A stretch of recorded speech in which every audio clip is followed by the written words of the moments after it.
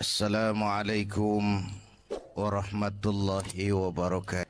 Alhamdulillah, malam ini kita sudah banyak mendapat mutiara-mutiara yang sangat berharga yang baru saja disampaikan oleh Bang Haji Roma Irama. Saya yakin besar manfaatnya buat kita semua. Mudah-mudahan apa yang kita dengarkan bisa kita amalkan. Saudara-saudara, sekarang ini banyak orang bisa memberi contoh, tapi sedikit orang bisa menjadi contoh. Ngasih contoh mah gampang, jadi contoh susah. Karena beliau manusia. Laqad ja'akum rasulun min anfusikum. Kalau kambing disuruh nyontoh ayam, yang nyuruh nyontoh kagak punya pikiran. Ya, kagak level. Kambing mah nyontohnya kambing, kebo nyontohnya orang, nyontohnya orang. Makanya Nabi kita orang, bukan malaikat, bukan jin, bukan dewa, manusia. Kalau manusia disuruh nyontoh manusia, itu perintah masuk akal, predispositionnya sama. Kalau disuruh nyontoh malaikat mah ribet kan. Malaikat bagaimana nyontohnya, dia mah tidur kagak, makan kagak, sama duit budek, sama perempuan kagak open, lah susah nyontohnya. Ya, Superman tuh biar hebat nggak bisa dicontoh Superman, bagaimana terbangnya? Lagian pakai celana dalam di luar, Pak. Nggak bisa dicontoh Superman mah. Nabi kita manusia utuh, cuman sungguh pun manusia, kualitasnya beda. Ini namanya basyarun la kal basyari. Manusia memang, tapi jangan samain, bobot bibitnya beda. Contoh, kita nih manusia, kita tidur. Nabi kita manusia, beliau tidur. Tidur Nabi, tidur mata doang, hatinya nggak pernah tidur. Tuh bedanya sama kita tuh. Tidur kita keblek, asal tidur habis-habisan. Lagi kita manusia, kita keringetan. Nabi kita manusia, keringetan. Keringet Nabi harum wangi, bau minyak kasturi, zaman belum ada parfum. Keringet kita udah rasain aja masing-masing dah, jangan pakai dikebet udah.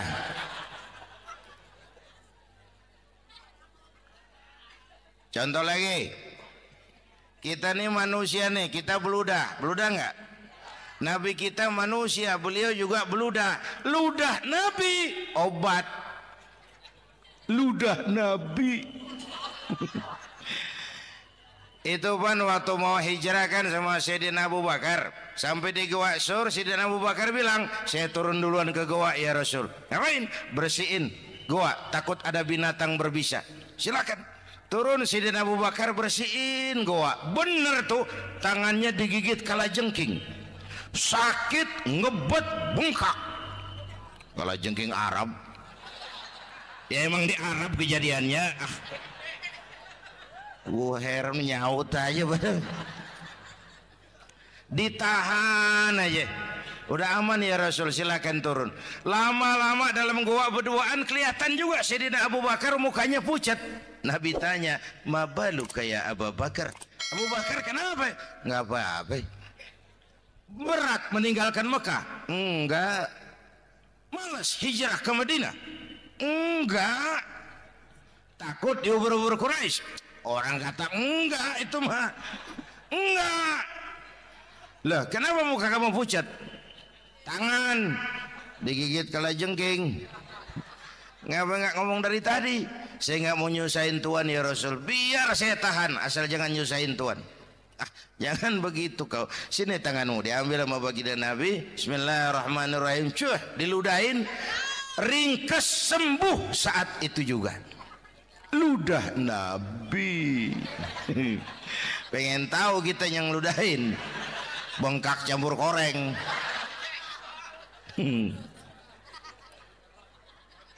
Satu tuh alasannya kenapa Nabi dijadikan contoh, karena manusia. Kalau manusia disuruh nyontoh manusia pasti bisa dong. Ya. Yang kedua, karena tadi kata Bang Haji Oma, pribadinya itu pribadi yang multidimensi. Mau nyontoh apa? Pak, saya ini pengusaha Pak. Nabi umur 9 tahun udah ke Syria tuh, dagang lintas negara, Syam tuh. Saya jenderal Pak, Nabi mimpin tentara di medan perang Mas. Saya mau balik Pak, Nabi dakwah Bung. Saya guru Pak, Nabi ngajar Mas. Innama bu'istu mu'alliman, aku diutus sebagai guru, guru umat, guru bangsa. Saya politisi Pak, Nabi diplomat ulung Bung. Saya presiden Pak, Nabi mimpin bangsa dan negara Mas. Saya kepala rumah tangga Pak, Nabi punya anak bini Bang. Ayo lempengan mana dulu cari ngomong. Malah Nabi Isa tuh nggak bisa jadi contoh bagaimana membina rumah tangga bahagia. Bagaimana membina rumah tangga bahagia menurut contoh Nabi Isa? Nggak ada Mas. Kenapa? Nabi Isa belum sempat kawin. Ya, Nabi Isa belum sempat kawin. Ada pengikut Nabi Isa menyangka nggak kawin ajaran Nabi Isa, pada ngikut lagi nggak kawin. Tuh pastor tuh, mubazir. Orang dikasih perabotan. Bang bener, saya kalau dalam Islam kiai kagak boleh kawin, saya pilih berhenti jadi kiai. Kalau kagak ada giro-giroan, botak rambut.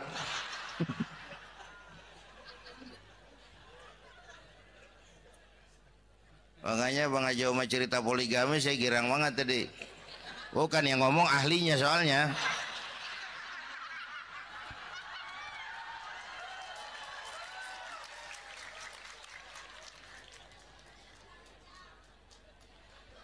Dadah gitu aja deh ya. Nah kata Imam Busair ini yang dahsyat. Ka'annahu wa huwa fardun fi jalalatihi fi askarin hina talqahu wa fi hasham. Sepertinya kehebatan Rasulullah itu sama, baik sendiri maupun di tengah tentara. Artinya begini, orang hebat banyak, tapi yang hebat di mana-mana susah nyarinya. Baginda Rasul ini lagi duduk hebat, lagi jalan hebat, ada di pasar hebat, lagi di masjid hebat, di medan perang hebat, di depan anak-anak hebat, di mata musuhnya hebat, di depan sahabatnya hebat, di mata istrinya hebat, di mana-mana hebat. Lah susah jadi orang begini Bang.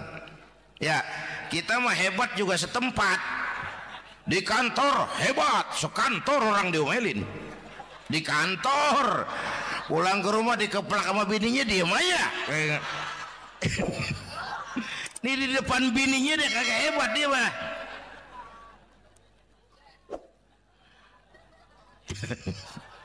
Oke, lalu kalau begitu soalnya apa yang mau kita contoh? Saya sampaikan 3 aja. Pertama, Nabi kita ini tokoh yang sejak kecil udah ditempa kesusahan. Bu, tadi kata Bang Haji, Islam mengangkat derajat kaum perempuan karena perempuan banyak melahirkan orang besar. Lihat Sayyidah Aminah, ibunda baginda Nabi, melahirkan anak pertama tanpa didampingi suami. Meninggal suaminya, sedih hatinya, remuk perasaannya, tapi tegar jiwanya.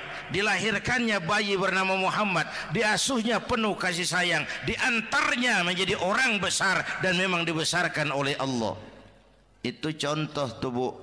bilangin anak-anak tong bocah Nabi ngangon kambing tong sekolah tong jadi orang gede baba lu tibang tamat SD lu sarjana lu baba lu cuman jadi RT lu jadi camat lu biarin malu baba lu pala jadi kaki jadi pala asal lu terus sekolah bu anak sekolahin gelang doang digedein lu nih kan kita Betawi no pendidikan ngentengin banget kotan udah dong jangan tinggi-tinggi sekolah udah ngapa mak baba lu kagak sekolah hidup no hidup dong pun jamu monyet juga hidup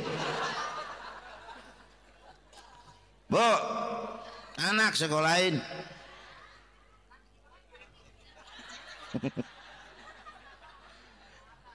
Mahatma Gandhi kecilnya begeng ceking cacingan liatim emaknya tuh Gandhi sekolah nak Gandhi belajar nak Gandhi jadi orang besar nak kalau perlu belajar ke Inggris biar Inggris menjajah kita nggak apa-apa kau sekolah ke Inggris tapi jangan jadi Inggris nak jangan pacaran sama bule jangan sentuh minuman keras Gandhi jadi orang besar Mahatma Gandhi tumbuh karena dorongan emak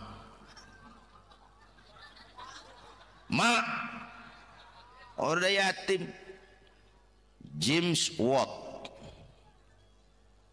Kang Bandrek emaknya tuh yang dorong tuh jadi orang besar belum lagi perempuan yang jadi besar di Indonesia ada Kartini di Jawa Tengah ada Dewi Sartika di Jawa Barat Dewi Sartika di Bengkulu ada Fatmawati Soekarno sang penjahit bendera merah putih di Aceh muncul Laksamana Malahayati disusul kemudian oleh Cut Nyadin baru kemudian muncul Cut Keke Cut Meme Cut ya udah tak cut lain dah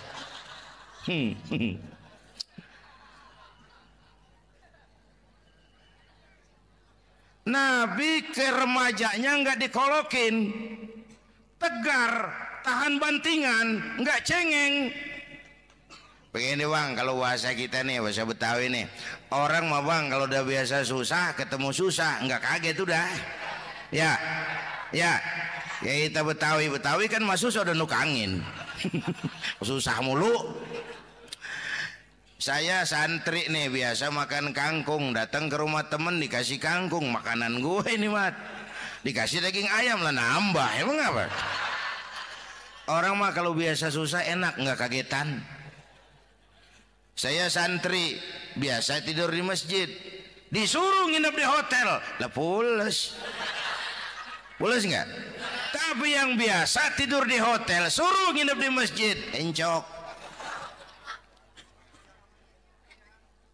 makanya kemarin tuh waktu menteri-menteri baru dilantik tuh saya ngarepin tuh mudah-mudahan nih menteri ini begitu dilantik bacaannya nawaitu sauma ghadin lu pada niat puasa dulu dah entaran puasa kan bukan kagak boleh nunda doang nunda puasa mah tempe boleh maghrib tahu boleh maghrib air kelapa boleh maghrib lu menteri pada mau naik mobil mewah boleh ntar kalau ekonomi udah mendingan rakyat udah pada legaan napasnya ya sebab apa itu duit buat para mobil para menteri kan duit negara kan duit rakyat kan duit gue juga itu ada di situ gue bayar pajak sayangnya kebanyakan pejabat kita asal dilantik aja bacaannya Allahumma lakasumtu niat buka puasa orang buka puasa kan kemaruk apa jadi gares ya bu jadi benar Islam mengangkat harkat derajat martabat kaum perempuan kata Bang Haji Umar tadi denger nggak tuh waktu Nabi ditanya ya Rasul siapa yang paling harus saya taati di dunia ibumu setelah itu ibumu setelah itu ibumu, setelah itu bapakmu. Ibu 3 kali disebut, bapak. Coba pikirin, ibu 3, bapak 1. 1 bapak. Ini bagaimana ngitungnya, jadi kerok begini nih ngitung nih.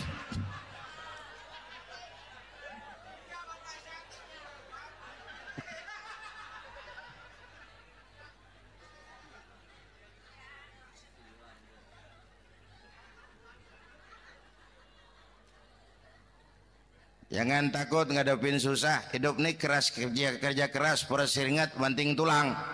Ya Bu. 1.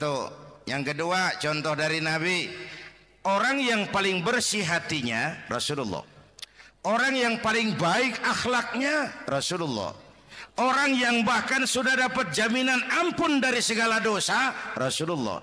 Tapi orang yang kalau sholat malam sampai bengkak kakinya karena rajin sujud Rasulullah. Aspek ibadah. Apaan? Hei, diam-diam giliran gue ini ngomong.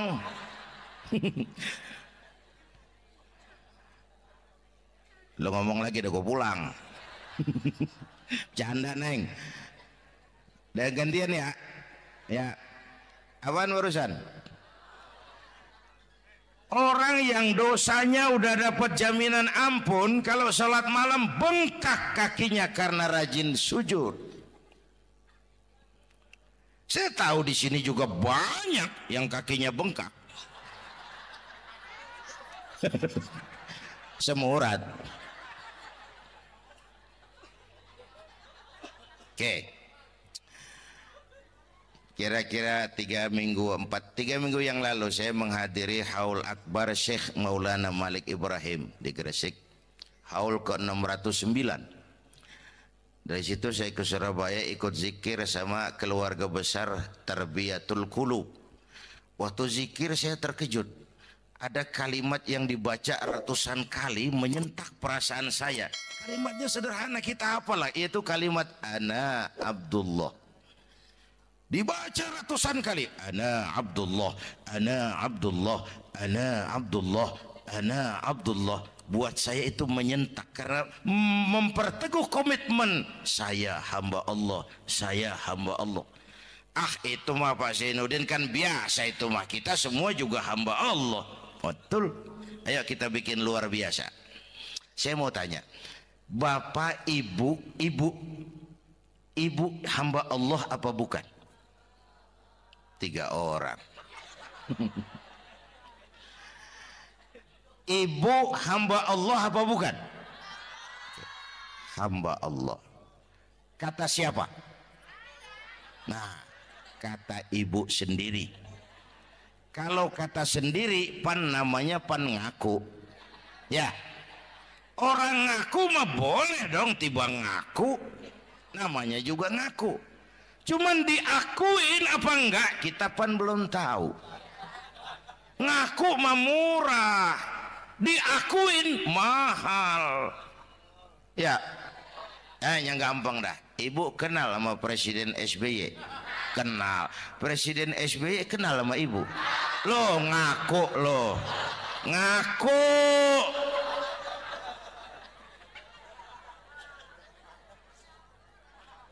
Saya hamba Allah, kata saya. Berapa banyak orang mulutnya hamba Allah, perbuatannya menyatakan dia hamba dunia, hamba harta, hamba jabatan, hamba setan, budak nafsu. Nggak sesuai ucapan sama perbuatan. Yuk jadi hamba Allah yang beneran. Jangan separuh-separuh, kita mapan asal sakit mah hamba Allah. Ya Allah, lagi sakit, sehat ya dikit, keder, nyari masjid nggak ketemu.